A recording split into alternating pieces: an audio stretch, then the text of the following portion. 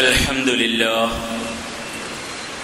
nahmaduhu wa nasta'inuhu wa nu'minu bihi wa natawakkalu alayhi wa na'udhu billahi min shururi anfusina wa min sayyiati a'malina. Man yahdihillahu fala mudilla lahu wa man yudlil fala hadiya lahu. Wa nashhadu an la ilaha illallah wahdahu la sharika lahu. ونشهد أن محمدا عبده ورسوله أرسله بالهدى ودين الحق ليظهره على الدين كله ولو كره المشركون. اللهم صل على محمد وعلى آل محمد كما صليت على إبراهيم وعلى آل إبراهيم وبارك على محمد وعلى آل محمد كما باركت على إبراهيم وعلى آل إبراهيم في العالمين إنك حميد مجيد. أما بعد فإن خير الحديث كتاب الله وخير الهدي هدي محمد صلى الله عليه وسلم وشر الأمور محدثاتها وكل بدعة ضلالة.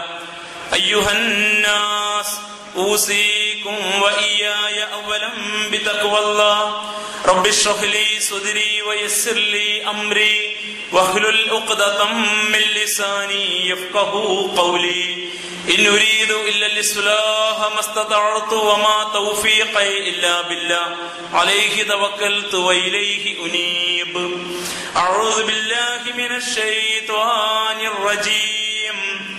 قد أفلح من زكاها وقد خاب من دساها. صدق الله العلي العظيم. ബഹുമാന്യരായ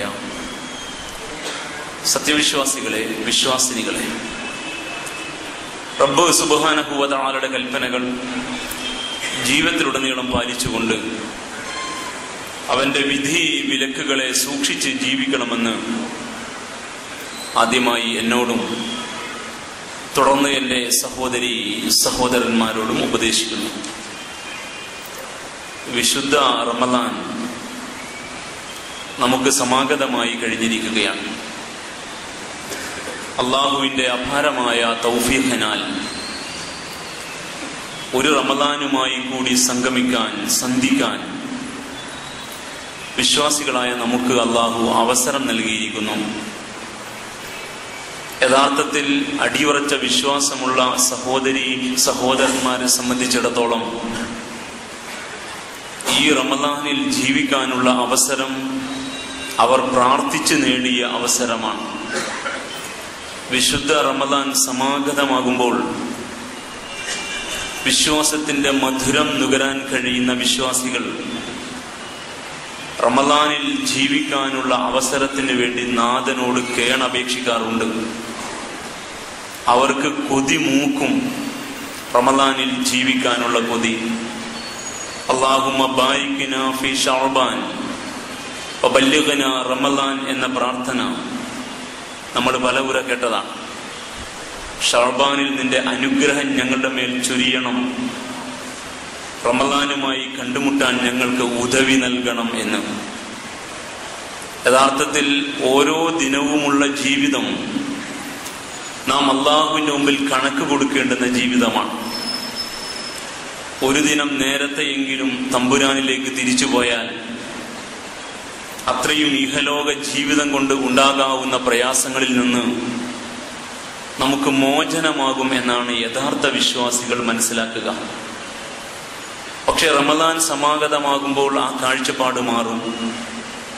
തന്റെ കഴിഞ്ഞുപോയ ജീവിതത്തിലെ മുഴുവൻ പാപങ്ങളിൽ നിന്നും അള്ളാഹുവിനോട് പൊറുക്കലിനെ തേടി മടങ്ങാൻ, കൂടുതൽ കൂടുതൽ സൽക്കർമ്മങ്ങൾ ആചരിച്ചുകൊണ്ട് സ്വർഗം ഉറപ്പുവരുത്താൻ അള്ളാഹു നൽകിയ അവസരമാകുന്ന ആ റമളാനിൽ ജീവിക്കാനുള്ള കൊതി കൊണ്ട്, ആർത്തി കൊണ്ട് പടച്ചവനെ റമളാനുമായി കണ്ടുമുട്ടാൻ അഥവാ റമളാനിൽ ജീവിക്കാൻ എനിക്ക് അവസരം തരണേ എന്നാണ് വിശ്വാസികൾ പ്രാർത്ഥിക്കുക. ഈ ഒരു മാനസികാവസ്ഥയിലുള്ള സത്യവിശ്വാസി സമൂഹം അവർ യഥാർത്ഥത്തിൽ പ്രാർത്ഥിച്ചു നേടിയ ഒരു അവസരമാണ് അവർക്ക് കൈവന്നിരിക്കുന്നത്. ഈ സന്ദർഭത്തിന്റെ വിലയറിയാത്തവരെ സംബന്ധിച്ചിടത്തോളം ഈ പറഞ്ഞതൊന്നും അവരുടെ മനസ്സിൽ ഏശുകയില്ല.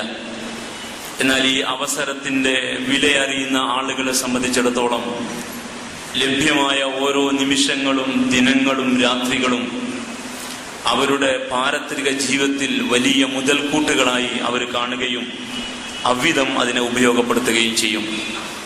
പടച്ചതമ്പുരാന്റെ കാരുണ്യം കൊണ്ട് നമുക്ക് ലഭ്യമായ അവസരമാണ് ഇത്. നാം ആഗ്രഹിച്ചാലും ഇല്ലെങ്കിലും 11 മാസക്കാലം കഴിയുമ്പോൾ വിശുദ്ധ റമദാനിന്റെ ഒരു മാസം നമുക്ക് വന്നണയും. കാലചക്രത്തിന്റെ കറക്കത്തിൽ മുറതെറ്റാതെ നടന്നുകൊണ്ടിരിക്കുന്ന പുണ്യത്തിന്റെ പൂക്കാലത്തിന്റെ ഈ വരവ് യഥാർത്ഥത്തിൽ നമ്മുടെ മനസ്സിലേറെ സന്തോഷം പകരുകയും അതിന്റെ മുഴു നിമിഷങ്ങളെയും നമുക്ക് അനുകൂലമാക്കി മാറ്റിയെടുക്കാൻ നാം പ്രതിജ്ഞാബദ്ധരായി മുന്നോട്ട് പോവുകയും ചെയ്യണമെന്നും ഈ റമദാനിന്റെ ദിനത്തിൽ പരസ്പരം കണ്ടുമുട്ടാൻ അവസരം ലഭ്യമാക്കിയ നാഥനെ അനുഗ്രഹിച്ചുകൊണ്ട് സ്തുതിച്ചുകൊണ്ട് മാന്യ സദസ്സിനെ ഉണർത്തുകയാണ്. എല്ലാ ആരാധനകളും പുഷ്കലമാകുന്ന ഒരു കാലമാണ് റമദാൻ.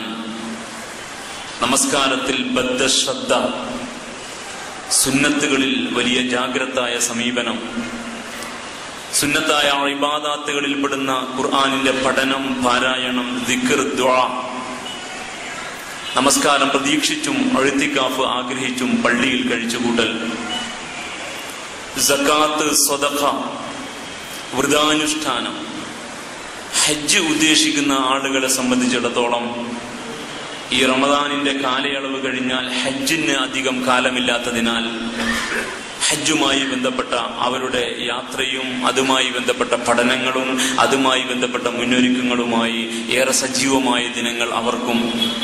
അപ്പോൾ ഇസ്ലാമിൽ പറഞ്ഞു കേട്ടിട്ടുള്ളതും നാം പഠിച്ചിട്ടുള്ളതുമായ എല്ലാ ഇബാദാത്തുകളും അതിന്റെ ഏറ്റവും പുഷ്കലമായ ഒരു കാലമായിട്ട് റമദാനിനെ നമുക്ക് മനസ്സിലാക്കാൻ സാധിക്കും. ഇസ്ലാം വിശുദ്ധിയുടെ മാർഗമാണ്. ഇസ്ലാം ജീവിത വിശുദ്ധിയുടെ കർമ്മപാതയാണ്. ഇസ്ലാമിലെ ആരാധനകൾ വിശുദ്ധി നേടിത്തരുന്ന ഉദാത്തമായ മാർഗങ്ങളാണ്. ഇസ്ലാമിൽ ആരാധനകൾ ലക്ഷ്യമേയല്ല. ഇസ്ലാമിൽ ആരാധനകൾ ലക്ഷ്യം നേടാനുള്ള മാർഗങ്ങളാണ്. ലക്ഷ്യം ജീവിത വിശുദ്ധി നേടുക എന്നതാണ്. ജീവിത വിശുദ്ധി ആർജിച്ചവർക്ക് സ്വർഗമാകുന്ന വിജയം കരസ്ഥമാക്കാൻ സാധിക്കൂ. ഫമൻ സുഹ്സിഹ അനിൻ നാരി വഉദ്ഖിലൽ ജന്ന ഫഖദ് ഫാസ്. ഏതൊരാൾ നരകത്തിൽ നിന്ന് അകറ്റപ്പെടുകയും സ്വർഗത്തിൽ ഇടം നേടിക്കൊടുക്കപ്പെടുകയും ചെയ്യുന്നുവോ, ഏതൊരാൾ നരകത്തിൽ നിന്ന് അകറ്റപ്പെട്ട് സ്വർഗത്തിൽ പ്രവേശിപ്പിക്കപ്പെടുന്നുവോ, ഫഖദ് ഫാസ, അവനാണ് വിജയിച്ചവൻ, അവനാണ് ജീവിത വിജയം നേടിയവൻ. ആ സ്വർഗപ്രവേശനം സാധ്യമാകുന്നത് വിശുദ്ധർക്കാണ്, സംസ്കരിക്കപ്പെട്ടവർക്ക്, ശുദ്ധീകരിക്കപ്പെട്ടവർക്ക്, വിശുദ്ധി നേടാൻ കഴിഞ്ഞവർക്ക്. ഖദ് അഫ്ലഹ മൻ സക്കാഹ, വിശുദ്ധി നേടിയവരാണ് വിജയിച്ചവർ. ആത്മസംസ്കരണം ആർജിച്ചവരാണ് വിജയിച്ചവർ. വഖദ് ഖാബ മൻ ദസ്സാഹ, വിശുദ്ധി നേടാത്തവർ, ആത്മസംസ്കരണം സാധ്യമല്ലാത്തവർ, അവർ പരാജയപ്പെട്ടിരിക്കുന്നു. വിശുദ്ധിയുടെ മാർഗം കരഗതമാക്കിയവർ വിജയിച്ചു. അശുദ്ധിയുടെ മാർഗം അതിനെ സ്നേഹിച്ചവർ പരാജയപ്പെട്ടു. ധാർമ്മികതയുടെ വഴി തെരഞ്ഞെടുത്തവർ വിജയിച്ചു. അധർമ്മത്തിന്റെ വഴി സ്വീകരിച്ചവർ പരാജയപ്പെട്ടു. ശ്ലീലം സ്വീകരിച്ചവർ അവർ വിജയിച്ചു. അശ്ലീലം ശീലമാക്കിയവർ പരാജയപ്പെട്ടു. ശാസ്യമായത് നിലനിർത്തി പുലർത്തി ജീവിച്ചു പോയവർ വിജയിച്ചു. അനാശാസ്യം പ്രവർത്തിച്ചവർ പരാജയപ്പെട്ടു. ഇതാണ് ഇസ്ലാം മുമ്പിൽ വെക്കുന്ന കർമ്മപാത. അതുകൊണ്ട് തസ്കിയ, തദ്സിയ രണ്ട് പദവും ഖുർആൻ പരിചയപ്പെടുത്തി. ഖദ് അഫ്ലഹ മൻ സക്കാഹ, തസ്കിയ നേടിയവർ വിജയിച്ചു. വഖദ് ഖാബ മൻ ദസ്സാഹ, തദ്സിയ നേടിയവർ പരാജയപ്പെട്ടു. തസ്കിയ ആത്മവിശുദ്ധി, ജീവിത വിശുദ്ധി, ധാർമ്മിക വിശുദ്ധി, സദാചാര വിശുദ്ധി, അത് നേടിയവനാണ് സ്വർഗം നേടുന്നവൻ. തെദ്സിയ നേടിയവൻ, അശ്ലീലം, അനാശാസ്യം, അധാർമികത, ചീത്തത്വം, അശുദ്ധിയുടെ വഴി അത് സ്വീകരിച്ചവൻ പരാജയപ്പെട്ടു. അപ്പോൾ വിശുദ്ധിയുടെ വഴി സ്വീകരിച്ചവൻ വിജയിച്ചു. വിശുദ്ധിയുടെ മാർഗങ്ങളാണ് ഇസ്ലാമിലെ ആരാധനകൾ. ആരാധനകൾ വിശുദ്ധിയുടെ മാർഗങ്ങളാണ് എന്ന് മനസ്സിലാകാത്തത് കൊണ്ടാണ് ആരാധനകൾ ഏറ്റവും പുഷ്കലമായി നിർവഹിച്ചു കൊണ്ടിരിക്കുന്ന കാലഘട്ടത്തിലും ഏറ്റവും സുന്ദരമായി നിർവഹിക്കുന്ന കാലഘട്ടത്തിലും അശ്ലീലവും അനാശാസ്യവും കൂടെ കൊണ്ടു നടക്കാൻ ഈ സമുദായത്തിന് മടിയില്ലാതെ പോയത്. നമ്മുടെ സമുദായം ആരാധനകളെ ലക്ഷ്യങ്ങളായി കാണുന്നു. നല്ല ഒരു നമസ്കാരക്കാരനാവുക, നന്നായി സക്കാത്ത് കൊടുക്കുന്നവനായി അറിയപ്പെടുക, നന്നായി നോമ്പെടുക്കുന്നവനാണെന്ന് അംഗീകരിക്കപ്പെടുക, ഹജ്ജ് കഴിഞ്ഞ് ഹാജി എന്ന പേരും ചാർത്തി അവിധമൊരു അംഗീകാരവും നേടുക, ഇതോടെ എല്ലാമായി എന്ന് ധരിച്ച ഒരു സമുദായത്തിന് വിശുദ്ധി ആർജിക്കാൻ സാധ്യമല്ല. ആരാധനകൾ ലക്ഷ്യങ്ങളല്ല. നമ്മൾ നല്ല നമസ്കാരക്കാരാവുക എന്നതല്ല ഇസ്ലാമിൽ നമ്മുടെ ലക്ഷ്യം. നമ്മൾ നമസ്കാരത്തിന്റെ ചൈതന്യം ഉൾക്കൊണ്ടുകൊണ്ട് മണ്ണിൽ ജീവിക്കുന്ന വിശുദ്ധരാവുക എന്നതാണ്. നമ്മൾ നന്നായി സക്കാത്തും സദഖയും കൊടുക്കുന്നവരാവുക എന്നതല്ല ഇസ്ലാമിൽ നമ്മുടെ ലക്ഷ്യം. സക്കാത്തും സദഖയും മുറതെറ്റാതെ കൊടുക്കുന്നത് മുഖേന സാമ്പത്തിക വിശുദ്ധിയിൽ ഒന്നാമനായി സമൂഹത്തിൽ അറിയപ്പെടുക എന്നതാണ് നമുക്ക് സാധ്യമാകേണ്ടത്. നമ്മൾ നന്നായി വ്രതമെടുക്കുന്നവരും അറിയപ്പെടുന്ന സുന്നത്തിന് പുറമെ ഒരു തെളിവുമില്ലാത്ത സുന്നത്ത് നോമ്പുകൾ അനുഷ്ഠിക്കുന്നവരുമായി നോമ്പുകാരനായി അറിയപ്പെടുക എന്നതല്ല നമ്മുടെ ലക്ഷ്യം. വ്രതം അനുഷ്ഠിക്കുന്നതിലൂടെ സ്വന്തം ഇച്ഛയെ നിയന്ത്രിച്ച് തമ്പുരാന്റെ ഇഷ്ടത്തിന് തന്റെ മേൽക്കൈ നേടിക്കൊടുത്തുകൊണ്ട് പടച്ചവന്റെ ഇഷ്ടാനുസാരം മണ്ണിൽ ജീവിക്കുന്ന വിശുദ്ധനായി മാറുക എന്നതാണ് നമ്മുടെ ലക്ഷ്യം. നമ്മളൊരു ഹാജിയായി അറിയപ്പെടുക എന്നത് നമ്മുടെ ജീവിത ലക്ഷ്യമേ അല്ല. ഹജ്ജിന്റെ സകല പാഠങ്ങളും ഉൾക്കൊണ്ടുകൊണ്ട് മണ്ണിൽ ഇസ്ലാമിന്റെ വക്താവായി എഴുന്നേറ്റ് നിൽക്കുന്ന ധർമ്മബോധമുള്ളവനായി മാറുക എന്നതാണ് നമ്മുടെ ജീവിത ലക്ഷ്യം. ഇങ്ങനെ വിശുദ്ധി ആർജിക്കാനുള്ള, വിശുദ്ധിയാകുന്ന ലക്ഷ്യത്തിലേക്ക് നമ്മെ കൊണ്ടെത്തിക്കുന്ന അടിസ്ഥാനപരമായ കർമ്മമാർഗങ്ങളാണ് ആരാധനകൾ എന്ന് സഹോദരന്മാരെ, ഈ സവിശേഷമായ ആരാധനയിലേക്ക് പ്രവേശിച്ച ആദ്യത്തെ ജുമുഅയിലെ ഒരു സംഗമം എന്ന നിലക്ക് എന്റെ ശ്രോതാക്കൾ മനസ്സിൽ വെക്കുക. ഈ ബോധം നഷ്ടപ്പെടുന്നിടത്ത് ഒരു ആരാധനയും നമുക്ക് ഒന്നും നേടിത്തരികയില്ല. ജീവിത വിശുദ്ധിയും നേടിത്തരികയില്ല, അതുകൊണ്ട് സ്വർഗവും നേടിത്തരില്ല. എന്നല്ല, ആരാധനകളിലൂടെ നേടേണ്ടുന്ന ജീവിത വിശുദ്ധി നേടിയെടുക്കാൻ കഴിയാത്ത വിധം നാം നിർവഹിക്കുന്ന സകല ആരാധനകളും നരകം മാത്രമേ നേടിത്തരൂ. അങ്ങനെയും ഒരു പാഠം ഇസ്ലാം പഠിപ്പിച്ചിട്ടുണ്ട്. അതിന് ഏറ്റവും വലിയ തെളിവായിട്ട് മഹാന്മാരായ പണ്ഡിതന്മാർ ഉദ്ധരിക്കുന്നത് നമസ്കാരവുമായി ബന്ധപ്പെട്ട ഇസ്ലാമിന്റെ അധ്യാപനമാണ്. ഇസ്ലാമിലെ സകല ആരാധനകളെയും ശരിക്കും പ്രതീകവൽക്കരിക്കുന്ന ഒന്നാണ് നമസ്കാരം. ആരാധനകളിൽ ഏറ്റവും പ്രധാനവും നമസ്കാരം തന്നെ. പക്ഷെ ആ നമസ്കാരം നിർവഹിക്കുന്നവരെ മുൻനിർത്തിയിട്ട് നമസ്കരിക്കുവിൻ സ്വർഗം തരാം എന്ന ഒരു വർത്തമാനം ഖുർആൻ എവിടെയും പറഞ്ഞില്ല. ലക്ഷണമൊത്ത നമസ്കാരക്കാരൻ സ്വർഗം നേടുമെന്ന കാര്യം ഉറപ്പാണ്. പക്ഷെ നമസ്കരിക്കുവിൻ സ്വർഗം തരാം എന്ന ഒരു വാചകം ഖുർആനിൽ എവിടെയുമില്ലെന്ന് ഖുർആനിക പണ്ഡിതന്മാർ പറയുന്നു. എന്നാൽ നമസ്കരിക്കുവിൻ നരകം തരാം എന്ന് ഖുർആൻ പറഞ്ഞിരിക്കുന്നു. നമസ്കരിക്കുവിൻ നരകം തരാം. ഫവൈലുൻ ലിൽ മുസല്ലീൻ, നമസ്കരിക്കുന്നവർക്ക് വൈൽ, മഹാദുരന്തം. നമസ്കരിക്കുന്നവർക്ക് നരകത്തിന്റെ താഴ്വര. വൈല് എന്ന പദത്തിന് നരകത്തിന്റെ താഴ്വര എന്ന അർത്ഥമുണ്ടെന്ന് തിരുവചനം. അപ്പോൾ നമസ്കരിക്കുവിൻ നരകം തരാം. അല്ലദീന ഹും അൻ സ്വലാത്തിഹിം സാഹൂൻ, നിർവഹിക്കുന്ന നമസ്കാരം കൊണ്ട് ആർജിക്കേണ്ടുന്ന വിശുദ്ധിയെ കുറിച്ച് മറന്നുപോയവർ. അല്ലദീന ഹും യുറാഊൻ, അവർ മനുഷ്യരെ കാണിക്കാൻ വേണ്ടി ഈ പണി ചെയ്യുന്നവർ, മനുഷ്യരെ കാണിക്കാൻ വേണ്ടി ഈ കർമ്മം നിർവഹിക്കുന്നവരാണ്. അപ്പോൾ ഉദ്ദേശിക്കുന്ന വിധം ആരാധന കൊണ്ട് നേടേണ്ട നേട്ടം നേടാൻ കഴിയുന്നില്ല എങ്കിൽ നിർവഹിക്കുന്ന ആരാധന നരകം നേടിത്തരുമെന്ന് മനസ്സിലാക്കാൻ അധികം തെളിവുകൾ വേണ്ടെന്ന് പണ്ഡിതന്മാർ. അപ്പോൾ ഈ വിധം നിർവഹിക്കുന്ന സകല ആരാധനകളുമായി ബന്ധപ്പെട്ട് ഇങ്ങനെ ഒരു ചിന്ത സജീവമായി നമ്മുടെ മനോമുഖരത്തിൽ നിൽക്കുമാറാവട്ടെ. ഇസ്ലാമിലെ ആരാധനകളൊക്കെയും വിശുദ്ധി നേടിത്തരാനുള്ളതാണെന്ന് പറഞ്ഞു കഴിഞ്ഞുവല്ലോ. ഓരോ ഇബാദത്തിനെയും പ്രത്യേകം നിങ്ങൾ പരിശോധിക്കുക. അത് ജീവിത വിശുദ്ധി നേടിയെടുക്കാൻ നമ്മെ സഹായിക്കുന്ന ഒന്നാണ്. നമസ്കാരമാണ് ആദ്യത്തേത്. ശരീരശുദ്ധിയും ജീവിത വിശുദ്ധിയും അഥവാ ശരീരശുദ്ധിയും സദാചാര വിശുദ്ധിയുമാണ് നമസ്കാരം നേടിത്തരേണ്ടത്. വുളുവെടുത്താണ് നമസ്കരിക്കുക. കുളിക്കണമെങ്കിൽ കുളിക്കും, ശേഷം വുളുവെടുക്കും. വുളുവെടുത്ത് നമസ്കരിക്കുന്നത് മുഖേന വുളുവും നമസ്കാരവും ചേരുന്ന ഈ ഒരു പ്രക്രിയയിലൂടെ ശരീരവും ശുദ്ധമാകണം, സദാചാര വിശുദ്ധിയും ഉണ്ടാവണം. നമസ്കാരത്തെക്കുറിച്ചും വുളുവിനെ കുറിച്ചും പഠിപ്പിച്ചിടത്തെല്ലാം വളരെ കൃത്യമായി ഇസ്ലാം അത് പഠിപ്പിച്ചിട്ടുണ്ട്.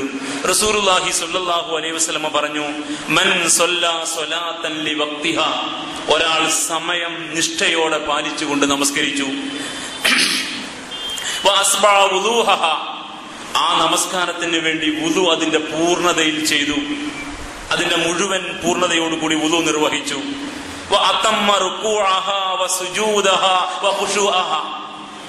അതിന്റെ റുക്കൂഉം സുജൂദും അതിലെ ഭക്തി ഖുശൂ തമ്പുരാന്റെ മുമ്പിൽ നിൽക്കുന്നു എന്ന ചിന്തയും അതിന്റെ പൂർണ്ണതയിൽ നിലനിർത്തിക്കൊണ്ട് അവൻ നമസ്കരിച്ചു എങ്കിൽ അറജത്ത്, അവന്റെ നമസ്കാരം അള്ളാഹുവിലേക്ക് ഉയരും.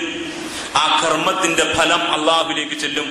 വഹിയ ബൈദാഉ മുസ്ഫിറ, വെളുത്ത പ്രശോഭിതമായ അവസ്ഥയിൽ, അഥവാ പൂർണ്ണതയിൽ ഈ കർമ്മം നിർവഹിച്ചത് കൊണ്ട് അതിന്റെ പൂർണ്ണതയിൽ ആ കർമ്മത്തിന്റെ ഫലം അള്ളാഹുവിലേക്ക്, ആ കർമ്മം അള്ളാഹുവിലേക്ക് ചെല്ലും. തഖൂൽ, ആ സമയത്ത് ഈ നമസ്കാരം പറയും. ഇത് ഭാവനാപരമായ ഒരു വിശദീകരണമാണ്. നമസ്കാരം പറഞ്ഞുകൊണ്ടിരിക്കും, ഇവൻ നിർവഹിച്ച ഈ നമസ്കാരം പറയും, ഹഫിളകല്ലാഹ് കമാ ഹഫിൽതനി, നീ എന്നെ എவ்விதം നന്നായി പരിഗണിച്ചുവോ, വളരെ ശ്രദ്ധയോടെ നിർവഹിച്ചുവോ, അതിന്റെ സകല ചിട്ടവട്ടങ്ങളും പൂർത്തീകരിച്ച് ചെയ്തുവോ, അതുപോലെ എന്നെ നീ ശ്രദ്ധിച്ചതുപോലെ ഹഫിളകല്ലാഹ്, അല്ലാഹ് നിന്നെയും ശ്രദ്ധിക്കട്ടെ, നിന്നെയും പരിഗണിക്കട്ടെ. ആ നമസ്കാരം അവൻ അനുഗുണമായിട്ട് മാറും. എന്നാൽ ഈ പറഞ്ഞതൊന്നും ഭംഗിയായി ചെയ്തില്ല, സമയം പാലിച്ചില്ല, വുളു അതിന്റെ പൂർണ്ണതയിൽ ചെയ്തില്ല, റുക്കൂഉം സുജൂദും അതിന്റെ ഖുശൂഉം തീരെ പരിഗണിച്ചില്ല, അങ്ങനെയാണ് നിസ്കരിച്ചത് എങ്കിൽ കറുത്ത ഇരുണ്ട അവസ്ഥയിൽ ഈ അമൽ അള്ളാഹുവിലേക്ക് ഉയരും. ആ ആരാധന പറയുമത്രേ, ലയ്യഅകല്ലാഹ് കമാ ലയ്യഅതനി, എന്നെ നീ അവഗണിച്ചതുപോലെ, എന്നെ നീ നഷ്ടപ്പെടുത്തിയതുപോലെ, എന്നെ നീ നിഷ്ഫലമാക്കിയതുപോലെ അള്ളാഹു നിന്നെ അവഗണിക്കട്ടെ, നിന്നെ കൈയൊഴിയട്ടെ എന്ന്. അപ്പോൾ വുളു ഉൾപ്പെടെ അതിന്റെ പൂർണ്ണതയിൽ ചെയ്യുക, നമസ്കാരം അതിന്റെ സമയനിഷ്ഠ പാലിച്ചുകൊണ്ട് അള്ളാന്റെ മുമ്പിൽ നിൽക്കുന്ന ബോധത്തോടെ നിർവഹിക്കുക, അതിന്റെ റുക്കൂഉം സുജൂദും പരിഗണിക്കേണ്ടതുപോലെ പരിഗണിക്കുക. അങ്ങനെ അതിന്റെ മുഴുവൻ കാര്യങ്ങളും പരിഗണിച്ച് ഭംഗിയായി നിർവഹിച്ചാൽ അത് ഈ മനുഷ്യന് അനുകൂലമായി വരവെക്കപ്പെടുന്ന, തമ്പുരാന്റെ അടുക്കൽ അവൻ അനുകൂലമായി വരവെക്കപ്പെടുന്ന ഉദാത്തമായ ആരാധനയായിട്ട് മാറും. ഒപ്പം ഈ ആരാധന അവൻ അനുകൂലമായിട്ട് അള്ളാഹുവിന്റെ അടുക്കൽ സാക്ഷി പറയും, അവൻ അനുകൂലമായിട്ട് ഈ ആരാധന സംസാരിക്കും. അതേസമയം ഈ ആരാധനയെ പരിഗണിക്കേണ്ടതുപോലെ പരിഗണിച്ചില്ല എങ്കിൽ, വുളു അതിന്റെ പൂർണ്ണതയിൽ ചെയ്തില്ല, സമയനിഷ്ഠ ഉൾപ്പെടെ നമസ്കാരത്തിന്റെ ഒരു ഉപാധിയും പാലിച്ചില്ല, റുക്കൂഉം സുജൂദും ഉൾപ്പെടെയുള്ള കാര്യങ്ങളിൽ കണിശതയോ ശ്രദ്ധയോ പാലിച്ചില്ല, അങ്ങനെയെങ്കിൽ ആ ആരാധന നിർവഹിക്കുന്നവൻ അതിനെ എவ்விதം അവഗണിച്ചുവോ, അതിന്റെ പരിശുദ്ധിയെ എவ்விதം പരിഗണിക്കാതിരുന്നുവോ, അതുപോലെ ഈ ആരാധന അവനെയും അവഗണിക്കും. ആ ആരാധനയുടെ ഒരു ഫലവും അവന് നേടിക്കൊടുക്കില്ലെന്ന് മാത്രമല്ല, നാളെ അവന് എതിരായിട്ട് ഈ ആരാധന സാക്ഷി പറയുകയും ചെയ്യും. അപ്പോൾ ഇത്രയും കൃത്യമായി ഈ ആരാധന മനുഷ്യന് എത്രമേൽ അനുകൂലമായിട്ട് മാറും, അവൻ അതിനെ എത്രമേൽ അനുകൂലമായി തനിക്ക് അനുകൂലമാക്കി മാറ്റാൻ ശ്രമിച്ചാൽ എന്ന് ഈ ഹദീസ് നമ്മെ പഠിപ്പിക്കുന്നു. എങ്കിൽ ആ ആരാധന ഇങ്ങനെ ഭംഗിയായി നിർവഹിക്കുന്നത് മുഖേന അവന്റെ ജീവിതത്തിൽ ഉണ്ടാവേണ്ടുന്ന സ്വാധീനത്തെക്കുറിച്ചും വിശുദ്ധ ഖുർആൻ അതിന്റെ കൂടെ തന്നെ പഠിപ്പിക്കും. ഇങ്ങനെ ഭംഗിയായി നിർവഹിക്കുന്നത് മുഖേന അഖ്മിസ് സ്വലാത്ത ലിദിക്രി, എന്നെ സ്മരിക്കാൻ വേണ്ടി ഈ നമസ്കാരം നിന്നെ സഹായിക്കണം. അള്ളാഹു എന്ന ബോധം പള്ളി വിട്ടിറങ്ങിയാലും ഉണ്ടാവണം എന്നാണ് അതിന്റെ നേർമലയാളം. ഇത്രയും കൃത്യമായി നമസ്കരിക്കുന്നവരാണ് നമ്മൾ. വുളുവൊക്കെ ഭംഗിയായി ചെയ്ത് ജമാഅത്തായി നമസ്കരിച്ച് റുക്കൂഉം സുജൂദും ഒക്കെ പരിഗണിച്ച് ഭംഗിയായി നിസ്കരിക്കുന്നവൻ, ആ നമസ്കാരം അള്ളാഹുവിന്റെ അടുക്കൽ ഇത്രയും പ്രശോഭിതമായ രീതിയിൽ ഉയർന്നു കഴിഞ്ഞാൽ ആ നമസ്കാരം അള്ളാഹുവിങ്കൽ ഇവൻ അനുകൂലമായി സാക്ഷി പറയണമെങ്കിൽ നമസ്കാരം മുഖേന അള്ളാഹുവിനെ കുറിച്ചുണ്ടാവേണ്ട ബോധം പള്ളിയിൽ നിന്ന് പുറത്തിറങ്ങിയാൽ അവനുണ്ടാവണം. അതുകൊണ്ടാണ് അഖ്മിസ് സ്വലാത്ത ലിദിക്രി, എന്നെ കുറിച്ച ഓർമ്മ നിലനിർത്താൻ വേണ്ടി നീ നിസ്കരിക്കൂ എന്ന് ഖുർആൻ പറഞ്ഞത്. വസ്ജുദ് വഖ്തരിബ് എന്ന് വീണ്ടും ഖുർആൻ സുജൂദിൽ വീഴുക. നമസ്കാരത്തെ പ്രതീകവൽക്കരിക്കുന്ന ഒരു പ്രയോഗമാണ് സുജൂദിൽ വീഴുക. അങ്ങനെ നമസ്കരിക്കുക എന്നാണ് പറഞ്ഞതിനർത്ഥം. നമസ്കരിക്കുന്നത് മുഖേന വഖ്തരിബ്, നീ അള്ളാഹുമായി അടുക്കുക, പടച്ച തമ്പുരാനുമായി സാമീപ്യം നേടിയെടുക്കുക. അങ്ങനെ അള്ളാഹുമായി അടുപ്പമുണ്ടാക്കിയെടുക്കുന്നതിലൂടെ, അവനെ കുറിച്ച് സ്മരണ നിലനിൽക്കുന്നതിലൂടെ ഇന്ന സ്വലാത്ത തൻഹാ അനിൽ ഫഹ്ശാഇ വൽ മുൻകർ, വേണ്ടാധീനങ്ങളും അശ്ലീല പ്രവർത്തനങ്ങളും അനാശാസ്യങ്ങളും അധാർമികതകളും ചെയ്യാൻ കഴിയാതിരിക്കുമാർ നമസ്കാരം നിന്നെ തടയട്ടെ. ഇതാണ് നമസ്കാരത്തിന്റെ ഉദ്ദേശ്യം. അപ്പൊ ഭംഗിയായി നമസ്കരിക്കുക എന്നതിനെ പരിഗണിക്കുന്നവർ, നമസ്കാരത്തിൽ വുളു ഭംഗിയാവണം, അതിന്റെ സമയം ശരിയാവണം, റുക്കൂഉം സുജൂദും അതിന്റെ പൂർണ്ണതയിൽ വേണം, അതിന്റെ ഖുശൂഉം അതിന്റെ കൃത്യതയിൽ വേണം എന്ന് പരിഗണിക്കുന്ന സമുദായത്തിന് ഈ നമസ്കാരം അള്ളാഹുവിന്റെ അടുക്കൽ നമുക്ക് അനുകൂലമായി സാക്ഷി പറയണമെങ്കിൽ ഈ നമസ്കാരം മുഖേന ജീവിതത്തിൽ അള്ളാഹുവിനെ കുറിച്ച ഓർമ്മയാൽ ഒരു തിന്മയിലേക്കും തെറ്റിലേക്കും പോകാതെ നിൽക്കാൻ കഴിയുന്ന വിശുദ്ധനായി ഞാൻ മാറണം എന്ന ചിന്ത കൂടെ വരണം. അപ്പോഴേ ഈ നമസ്കാരം വിശുദ്ധിയുടെ മാർഗമാവൂ. അപ്പോഴേ ഈ ആരാധന നമുക്ക് അനുകൂലമായിട്ട് മാറൂ. അപ്പോഴേ ഈ ആരാധന അള്ളാഹുവിന്റെ ഇഷ്ടദാസന്മാരുടെ ഗണത്തിൽ നമ്മെ ഉൾപ്പെടുത്തൂ. അതുകൊണ്ടാണ് നേരെ ചൊവ്വേ നമസ്കാരം പഠിപ്പിച്ചെടുത്ത് വുളു കഴിഞ്ഞാൽ ഒരു പ്രാർത്ഥന പഠിപ്പിച്ചു. ആ പ്രാർത്ഥനയിൽ ഇങ്ങനെ ഒരു വാക്യമുണ്ട്: അല്ലാഹുമ്മ ജഅൽനി മിനൽ തവ്വാബീൻ വജഅൽനി മിനൽ മുതതഖിരീൻ വജഅൽനി മിൻ ഇബാദിക സ്വാലിഹീൻ. പടച്ചവനെ, അല്ലാഹുമ്മ ജഅൽനി മിനൽ തവ്വാബീൻ, തെറ്റുകുറ്റങ്ങളിൽ നിന്ന് മാറി നിൽക്കുന്ന പശ്ചാത്താപ ബോധമുള്ളവരിൽ എന്നെ പെടുത്തണേ. വജഅൽനി മിനൽ മുതതഖിരീൻ, ശരീരശുദ്ധിയുള്ളവരിലും എന്നെ പെടുത്തണേ. അപ്പൊ ജീവിത വിശുദ്ധിയും സദാചാര വിശുദ്ധിയും ശരീരശുദ്ധിയും ഉള്ളവരിൽ പെടുത്തണേ ഈ നമസ്കാര മുഖേന.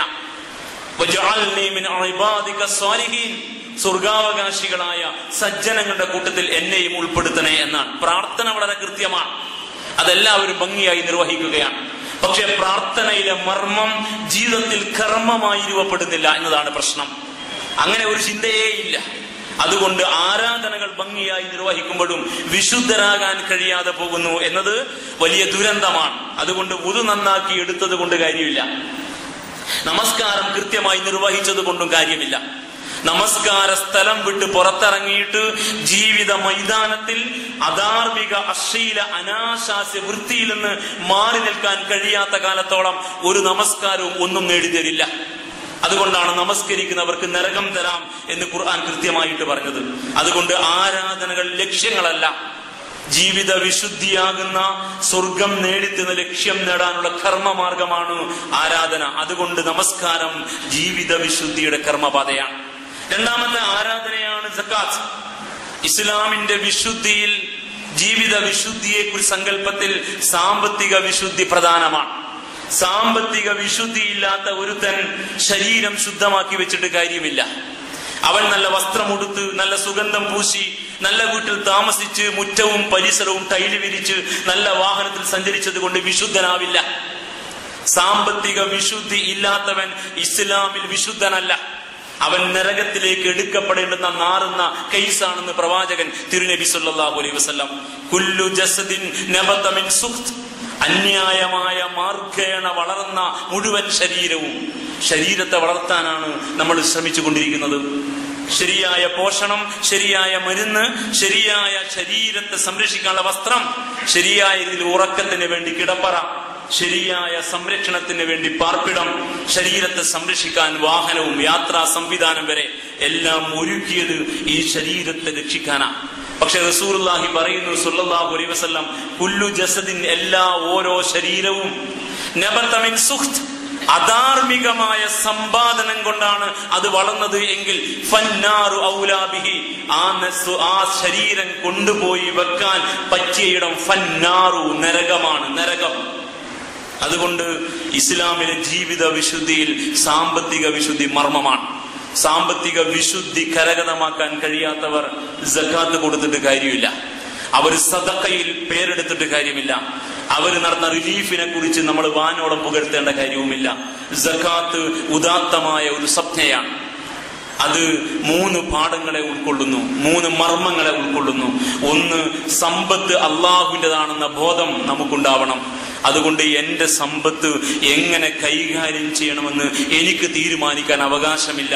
എന്റെ നാഥൻ ഖുർആനിലൂടെ അതിന്റെ വിശദീകരണമായി ഹബീബായ റസൂലുള്ളാഹി സ്വല്ലല്ലാഹു അലൈഹി വസല്ലം തിരുവചനങ്ങളിലൂടെ എങ്ങനെയാണോ സമ്പത്ത് സമ്പാദിക്കേണ്ടതും വ്യയം ചെയ്യേണ്ടതും അത് കൈകാര്യം ചെയ്യേണ്ടതും അതിനോട് ബന്ധപ്പെടേണ്ടതും പഠിപ്പിച്ചത്, അவ்விധം മാത്രമേ എനിക്ക് ഈ സമ്പത്ത് കൊണ്ട് കൈക്രിയ ചെയ്യാൻ പാടുള്ളൂ എന്ന തികഞ്ഞ ഈമാൻ ഈ രംഗത്ത് വിശ്വാസിക്കുണ്ടാവണം. അപ്പോഴേ ഇസ്ലാമിലെ രണ്ടാമത് ആരാധനയാകുന്ന സക്കാത്തിനെ ഇവൻ അംഗീകരിച്ചിട്ടുള്ളൂ.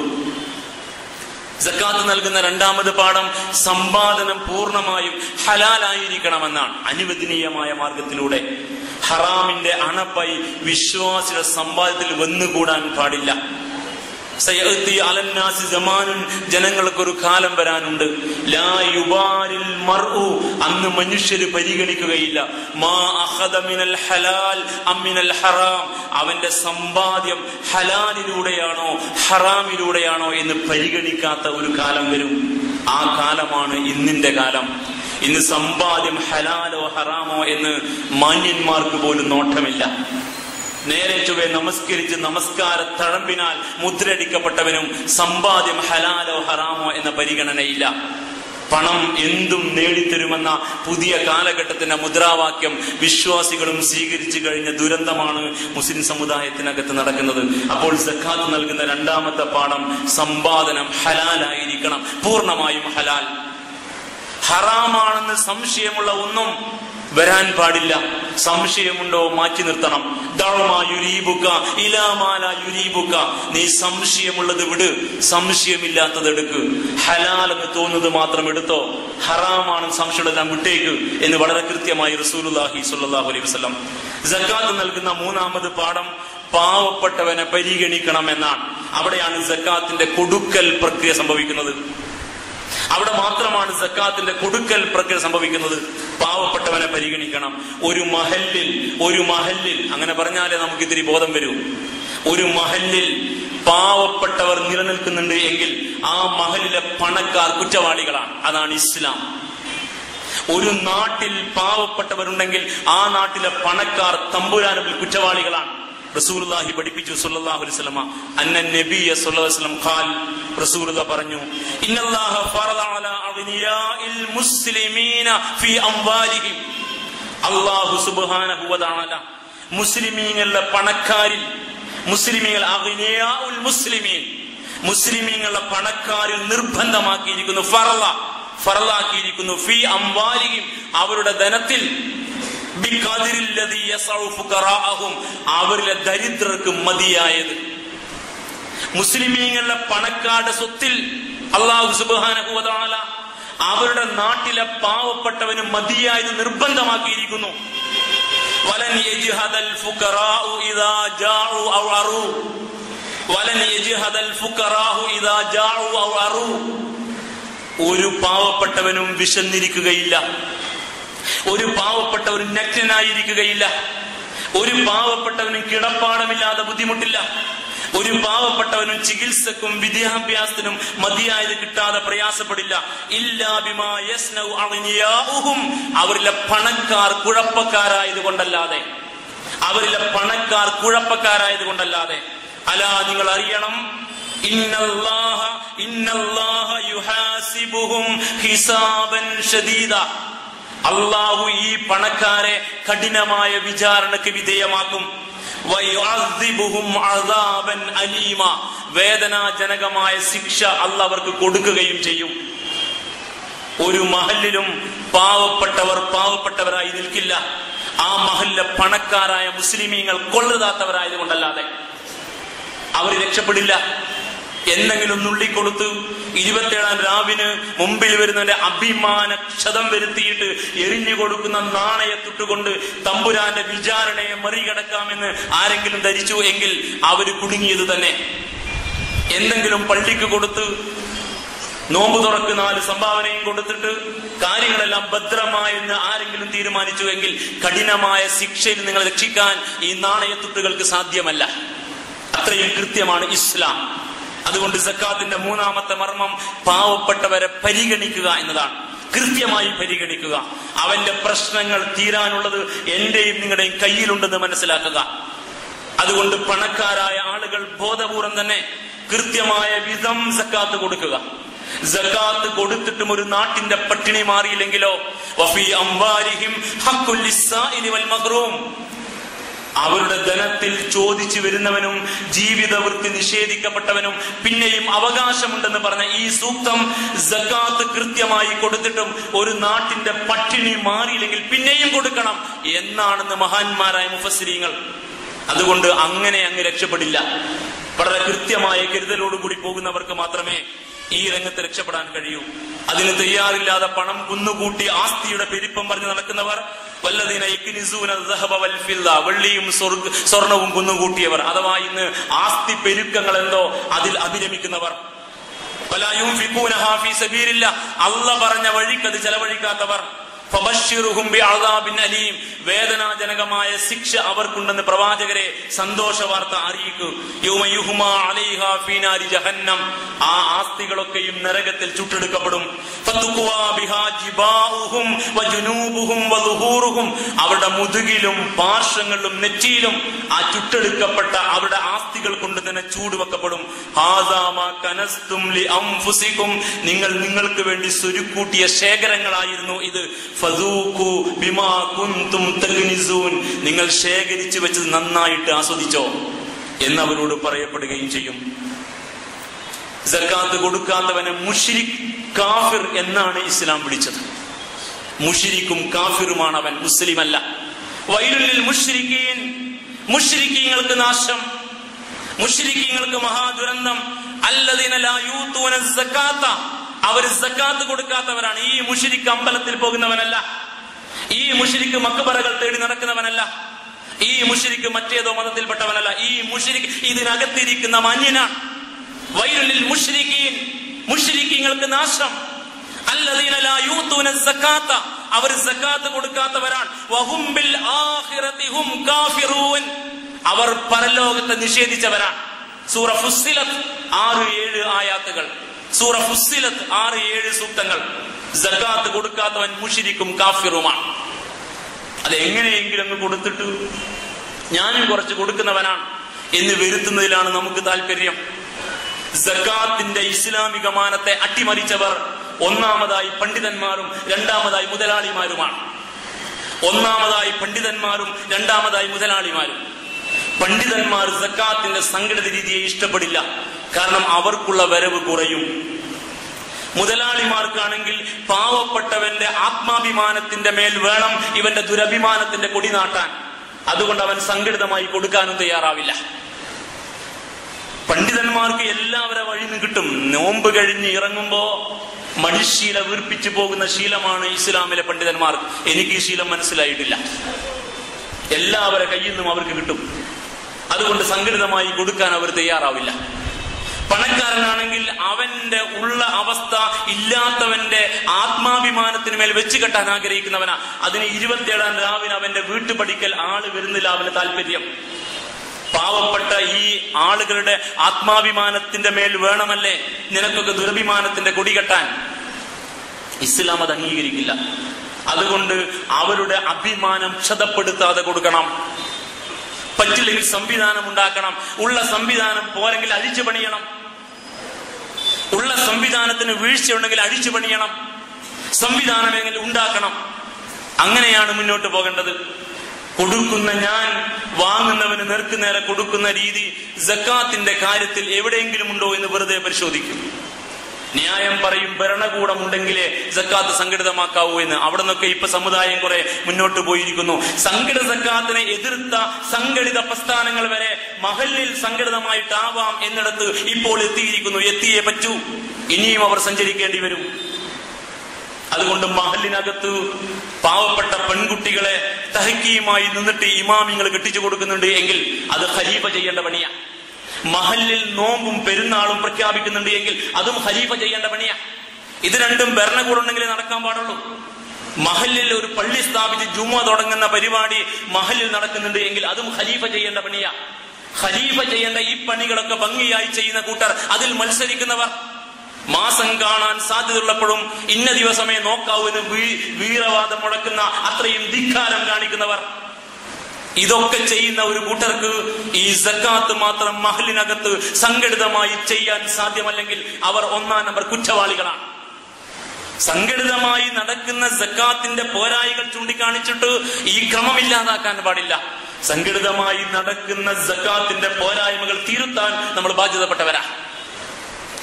ഉമറുൽ ഫാറൂഖ് റളിയല്ലാഹു തആല അൻഹു, അബൂബക്കർ സിദ്ദീഖ് റളിയല്ലാഹു തആല അൻഹു ഖലീഫയായതിനു ശേഷം അവർ തമ്മിലുണ്ടായ 1-ാമത് അഭിപ്രായ വ്യത്യാസം ഈ വിഷയത്തിലായിരുന്നു. കുറച്ച് ആളുകൾ പറഞ്ഞു, റസൂലുള്ളാഹി വഫാത്തായപ്പോ സല്ലല്ലാഹു അലൈഹി വസല്ലം വഫാത്തായപ്പോ പറഞ്ഞു, ഇനി ഞങ്ങൾ സക്കാത്ത് സംഘടിതമായി തരില്ല, ഖജനാവിൽ അടക്കില്ല, ഞങ്ങൾ ഒറ്റക്ക് കൊടുത്തോളാം. അബൂബക്കർ സിദ്ദീഖ് റളിയല്ലാഹു തആല യുദ്ധം പ്രഖ്യാപിച്ചു, ഞാൻ അവരോട് യുദ്ധം ചെയ്യും. ഉമർ ഖത്താബ് എതിർത്തു. ലാ ഇലാഹ ഇല്ലല്ലാഹ് എന്ന് പറഞ്ഞവരോട് നിങ്ങൾ എങ്ങനെ യുദ്ധം ചെയ്യും? മുസ്ലിമീങ്ങളോട് യുദ്ധം ചെയ്യുകയോ? ലാ ഇലാഹ ഇല്ലല്ലാഹ് എന്ന് പറഞ്ഞവരോട് നിങ്ങൾ എങ്ങനെ യുദ്ധം ചെയ്യും? ഉമറുൽ ഫാറൂഖിന്റെ എതിർപ്പാണ് റളിയല്ലാഹു തആല അൻഹു. അബൂബക്കർ സിദ്ദീഖ് റളിയല്ലാഹു തആല അൻഹു പറഞ്ഞു, വല്ലാഹി പടച്ചവനാണ് സത്യം, ലഉഖാതിലന്ന, ഞാൻ യുദ്ധം ചെയ്യുക തന്നെ ചെയ്യും. നമസ്കാരത്തിനെയും സക്കാത്തിനെയും വേർപ്പെടുത്തിയവർക്കെതിരെ യുദ്ധം ചെയ്യും. നമസ്കാരം സംഘടിതമാണെങ്കിൽ സക്കാത്തും സംഘടിതമാണ്. നമസ്കാരത്തെയും സക്കാത്തിനെയും വേർപ്പെടുത്തിയവർക്കെതിരെ ഞാൻ യുദ്ധം ചെയ്യും. നിശ്ചയം സക്കാത്ത് ധനത്തിന്റെ അർഹതപ്പെട്ട അവകാശമാണ്. വല്ലാഹി പടച്ചവനാണ് സത്യം, ലൗ മനഊനി ഇഖാലൻ, സംഘടിതമായി സക്കാത്ത് നൽകുമ്പോ ഒരു ഒട്ടകത്തെ സക്കാത്തായി തരുമ്പോ അതിന്റെ കഴുത്തിലെ ഇഖാൽ, കഴുത്തിലിടുന്ന കയർ, മൂക്കുകയർ, ആ മൂക്കുകയർ ലൗ മനഊനി, അവർ എനിക്ക് തടഞ്ഞാൽ, കാനു യുഅദ്ദൂനഹാ ഇലാ റസൂലില്ലാഹ്, അള്ളാന്റെ റസൂലിന് സക്കാത്ത് കൊടുക്കുമ്പോ അവർ ഒട്ടകത്തെ കൊടുക്കുമ്പോ മൂക്കുകയറോട് കൂടിയാണ് കൊടുക്കാറ് എങ്കിൽ എനിക്ക് സക്കാത്ത് തരുമ്പോ ആ മൂക്കുകയർ അഴിച്ചെടുത്തിട്ട് പോകാൻ ശ്രമിച്ചാൽ ലഖാതൽതുഹും അലാ മൻഇഹാ, ആ മൂക്കുകയർ എനിക്ക് തരാത്തതിന്റെ പേരിൽ അതിനുവേണ്ടി യുദ്ധം ചെയ്യും. ഉറച്ച ശബ്ദം ഖലീഫയുടെ ഭാഗത്തു നിന്ന്. ഉമർ ഖത്താബ് പറഞ്ഞു, ഫവല്ലാഹ്, അള്ളയാണ് സത്യം, മാ ഹുവ ഇല്ലാ അൻ ഖദ് ശറഹല്ലാഹു സദ്റ അബീബക്കർ ലിൽ ഖിതാൽ, ഇവരോട് യുദ്ധം ചെയ്യണമെന്ന തീരുമാനം അല്ലാഹ് അബൂബക്കറിന്റെ മനസ്സിൽ ഇട്ടുകൊടുത്തതുപോലെ എനിക്ക് തോന്നി. ഫഖാല ഉമർ, വീണ്ടും ഉമർ പറഞ്ഞു റളിയല്ലാഹു തആല അൻഹു, ഫഅറഫ്തു അന്നഹുൽ ഹഖ്, എനിക്ക് ഉറപ്പായി അബൂബക്കറാണ് ശരി, അബൂബക്കറാണ് ശരി എന്ന് എനിക്ക് ഉറപ്പായി എന്നാണ്. ശേഷം അബൂബക്കർ സിദ്ദീഖ് റളിയല്ലാഹു തആല അൻഹുവിന്റെ കൂടെ ഉമർ ഖത്താബ് യുദ്ധത്തിന് തയ്യാറായി, സക്കാത്ത് പിടിച്ചു വാങ്ങി. ഇത്രയും കൃത്യമായ ഇസ്ലാമിക പാഠം ഈ 2ാമത് ആരാധനയുമായി ബന്ധപ്പെട്ട് ഉണ്ടായിരിക്കെ പണത്തെ തൊട്ട് പടച്ചവനും കളിക്കണ്ട എന്ന് തീരുമാനിച്ചിട്ട് നന്നായി നിസ്കരിക്കാൻ ഒരു സമുദായം തയ്യാറാ, നന്നായി നോമ്പെടുക്കാനും തയ്യാറാ, നേരെ ചൊവ്വേ സക്കാത്ത് കൊടുക്കാൻ തയ്യാറില്ല. ഈ അവസ്ഥക്ക് മാറ്റം വരാത്ത കാലത്തോളം ജീവിത വിശുദ്ധി നേടുകയില്ല, സ്വർഗം കാണുകയുമില്ല.